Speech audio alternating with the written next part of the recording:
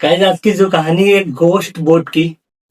गोश्त बीच या गोश्त बोट एक ऐसा देश जो चारों तरफ समुंदर से घिरा हुआ है, पर उसके नॉर्थ एरिया में, जो नॉर्थ एरिया होता है, south east west, north area में घोस्ट बोट अपने आप कंकालों के साथ ये दर साल हर महीने एक एक करके आते जाते हैं।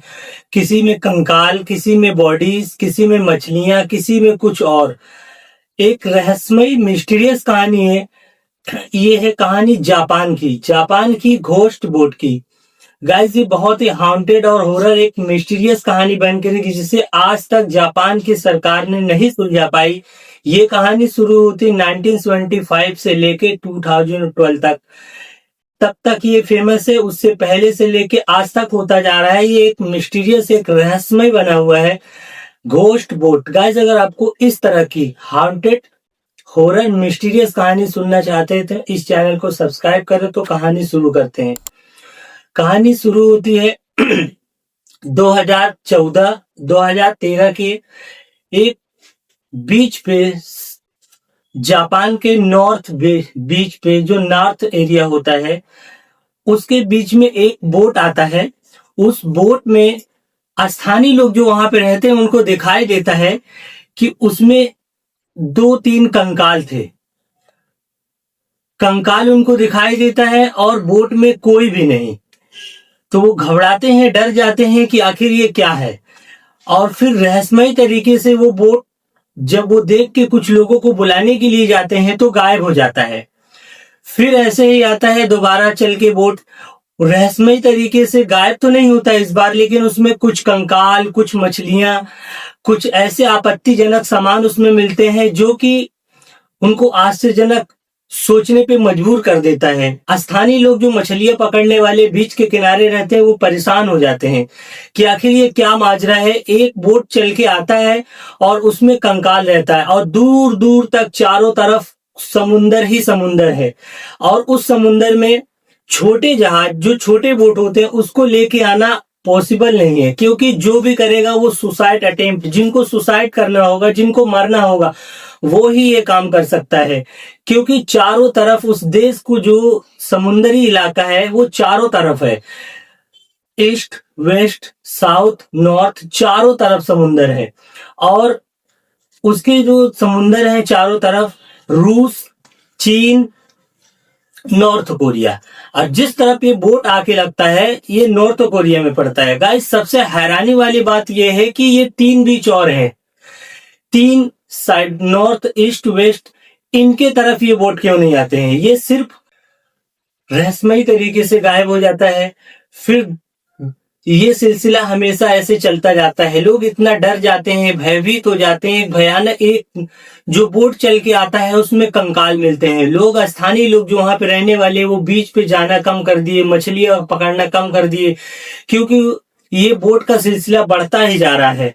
और उसमें कंकाल मिलते हैं, कभी 1, कभी 2, कभी 3। ये बात धीरे धीरे फैलती जा रही है। लोगों में दहशत का, खौफ का एक बनता जा रहा है कि उस बीच पे लोग आना बंद कर देते हैं। धीरे धीरे जापानी सरकार तक बात जाती है।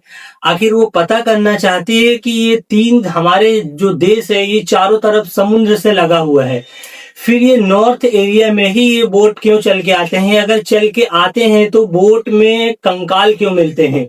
लोगों ने, वहां के स्थानीय लोग जो रहने वाले हैं, उसको घोस्ट बोट नाम दे देते हैं। कहने लगे कि ये रहस्यमय बोट अचानक अपने आप आता है। कुछ लोगों का मानना है कि ये बोट आते हैं, कंकाल रहते हैं, लोग उसको एक दूसरे को बताने के लिए जाते हैं, और जब वहां पे आते हैं तो बोट गायब भी हो जाता है। और कुछ लोगों ने उस बोट को पाया। जब जापानी सरकार तक ये बात जाती है और ये पता करना चाहता कि आखिर इसकी कहानी क्या है, तो वो एक टीम तैयार करके इस बोट को पीछे लगाती है। जो भी बोट उनको मिलती वो इकट्ठा करते, उसको ले जाके कहीं रख देते। अचानक से एक दिन उनकी नजर पड़ती है कि उस बोट पे लिखा है पीपुल द आर्मी, लेकिन वो कोरियाई भाषा में लिखा है। लेकिन कोई कोरिया, उत्तर कोरिया, उस नॉर्थ कोरिया और उत्तर कोरिया दोनों उसी के साइड, एक ही साइड उत्तर, उस तरफ नॉर्थ। नॉर्थ कोरिया का भाषा में लिखा हुआ था और ये नॉर्थ साइड से ही चल के आ रहा था। लेकिन सबसे हैरानी की बात गाइस ये है कि ये बोट 1000 किलोमीटर जापान से नॉर्थ कोरिया है, तो ये छोटे बोट पे कोई क्यों आएगा? अगर कोई बड़े जहाज पे आता तो समझ में आता, लेकिन छोटे बोट पे आना, फिर बोट का अचानक गायब हो जाना। और स्थानीय लोगों का मानना ये है कि वो बोट जो है, जब लोग देखते और जब दूसरे को बताने जाते कि चलो एक बोट आया है वहां पे देखते हैं, जब वो लोगों को लेके आते तो रहस्यमय तरीके से वो बोट गायब हो जाता है। इसीलिए लोग डरते हैं, इसलिए उसको घोस्ट बीच या घोस्ट बोट, भूतों का नाव, ऐसा नाम दे दिया गया। अब कहानी शुरू होते असली 1975 से ये कहानी जो चल रहा था, ये बातें जो अभी अफवाह में आई है 13 और 14, 2013 2012, ये अभी की मैं आपको बता रहा हूं। दर साल हर साल ये बोट कभी 80, कभी 40, कभी 50, कभी 60 ऐसे करके बोट आते जा रहे थे। और जब सर्च टीम ने पता करने की कोशिश की तो उसमें एक कोरियाई लैंग्वेज में लिखा था पीपुल द आर्मी, और रेड कलर का एक निशान बना हुआ था, उनका मार्क कह लो, चिन्ह कह लो, जो भी।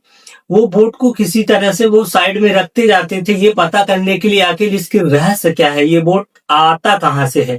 लेकिन उससे हैरानी वाली बात ये होता है कि जब ये सिलसिला चालू होता है 1975 से 1977 और 1983 के बीच में, इसी बीच के जापानी कंट्री के इसी बीच पे जहां पे ये गोश्त बोट आके लगती थी, यहाँ के 17 नागरिक रहस्यमय तरीके से गायब हो जाते हैं। जब ये बोट का सिलसिला आना चालू हुआ, जब ये अफवाहों में और चर्चे में आया, तो जापानी सरकार ने जब इसे पता करने की कोशिश की, अपनी टीम को जब सर्च के लिए तैयार करती है तो बीच पे भेजती है, गार्ड लगाती है, और दिन में या शाम में जिस जिस तरह से उनको हो सकता है इस रहस्यमय घटना का, जो एक मिस्टीरियस बन के रहेगी, उनको पता करना था कि आखिर माजरा क्या है।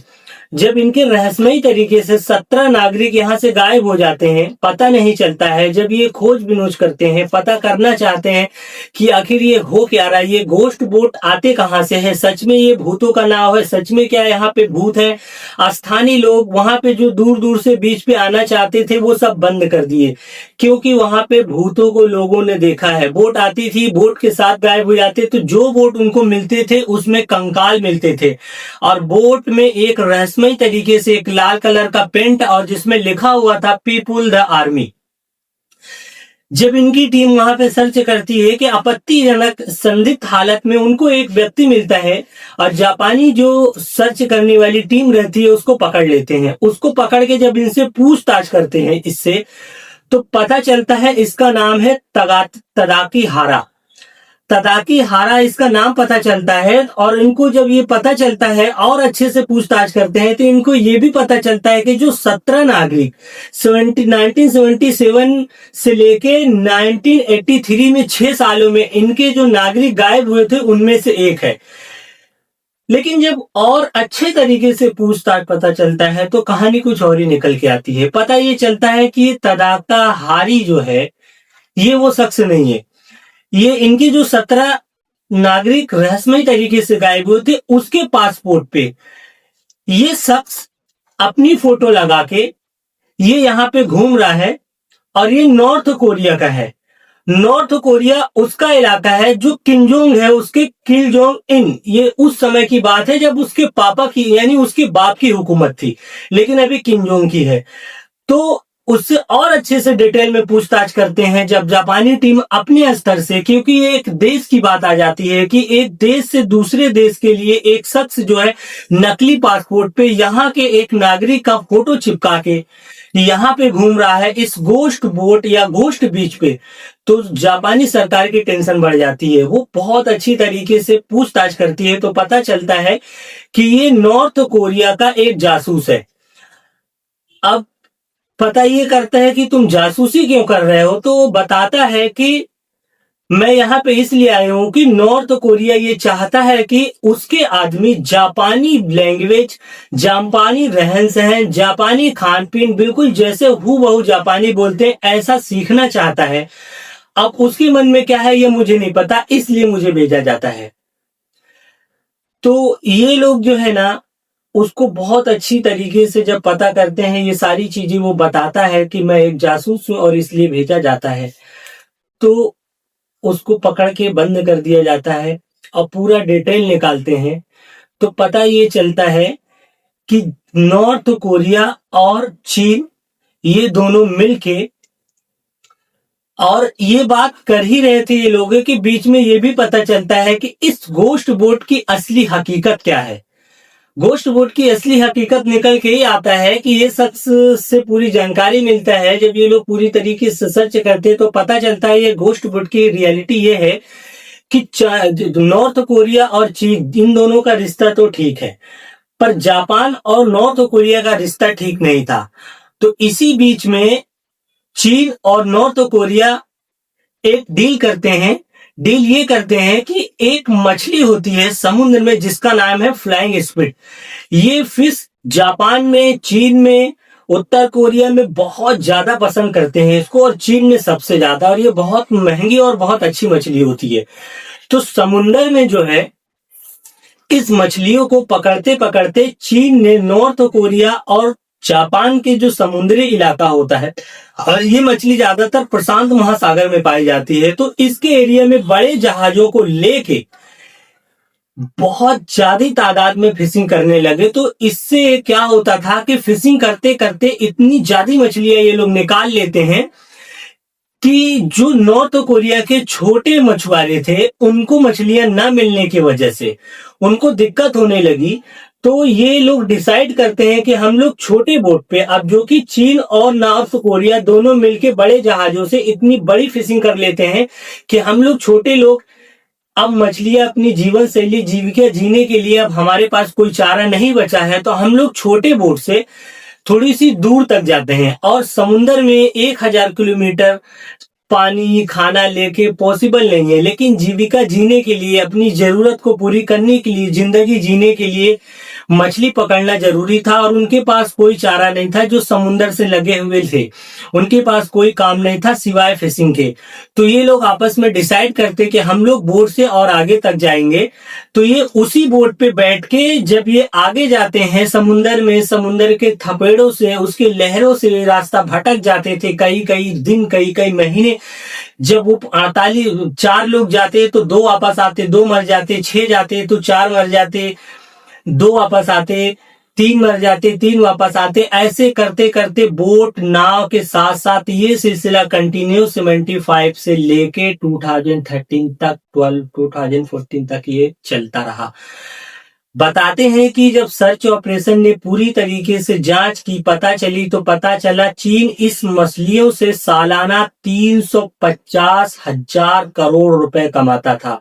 ये बात चीन को भी पता था, ये बात नॉर्थ कोरिया को भी पता था कि हमारे नागरिक गायब हो रहे हैं, लेकिन उनकी डील ने उन मछुआरों को, गरीब की जो मछली पकड़ने के चक्कर में जाते थे समुद्र में, वो रहस्यमयी तरीके से गायब हो जाते थे। जो उस बीच पे जाके, जापान के नॉर्थ बीच पे जाके लगते थे, कभी उनके कंकाल मिलते थे, कभी उनके बॉडीज मिलते थे। ये पूरी तरह से पता करने के बाद जब और अच्छी तरीके से इंटरनेशनल लेवल पे सर्च करा जाता है, चीन और जापान को ये बताया जाता है, तो किम इल जोंग, जो किम जोंग का बाप था, वो भी इस बात को मानता है। लेकिन गाइस, ये फिर भी एक रहस्यमयी तरीके से, एक मिस्टीरियस कहानी इसलिए कहा जाता है कि वो मान तो लेता है, लेकिन जो स्थानीय लोग हैं, जो बीच पे रात में देखते कि कुछ अजीब दिखने वाले पानी में दौड़ते हुए कूद जाते, दोबारा वो वापस नहीं आते। बोट जब आके लगती किनारे पे, और वो स्थानीय लोग और दूसरे लोगों को जाके बताते कि एक आपत्तिजनक में एक ऐसी बोट आया है जिसमें कोई चलाने वाला नहीं है, कोई रहने वाला है,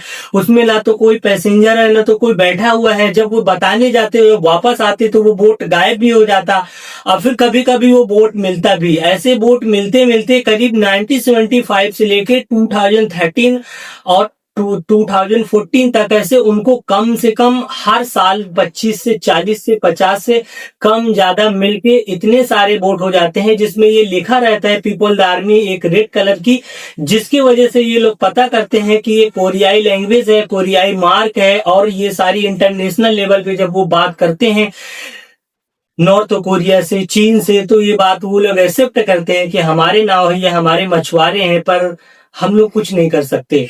तो लोग जो है अपने जीविका जीने के लिए जब वो समुन्द्र में आते थे, और रास्ता भटक जाते थे, वो मर जाते थे, जिनकी कंकाल उनको मिलती थी। लेकिन अभी तक जापान के लोग इस बातों को मानने से इनकार करते हैं। वहां के रहवासी उस बीच पे जाना कम कर दिए कि वो घोस्ट बीच, जो बोट अपने आप चलते हुए आता था और लोग उस पे आते थे, उनको रात में वहां पे लोगों को जाते हुए नहाते हुए देखते थे और फिर अचानक से उस बीच पे लोग गायब हो जाते थे।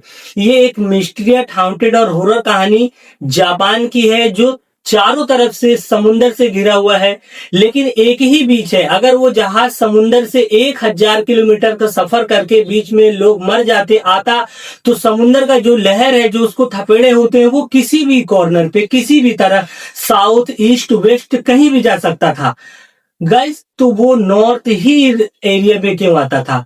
तो इस तरह से लोगों का मानना है ये कि घोस्ट बीच है, और ये घोस्ट बोट जो वहां पे भूतों का नाव, भूतहा नाव, वहां पे आज भी भूत रहते हैं। स्थानीय लोग इस बात की सबूत देते हैं। जापानी सरकार तो सिर्फ उनको तसल्ली देना चाहता है, ये बताना चाहता है कि ऐसा कुछ नहीं है, लेकिन रियल में ये है कि वो घोस्ट बीच ही है, घोस्ट बोट है, और वहां के लोग अभी तक नहीं मानते हैं।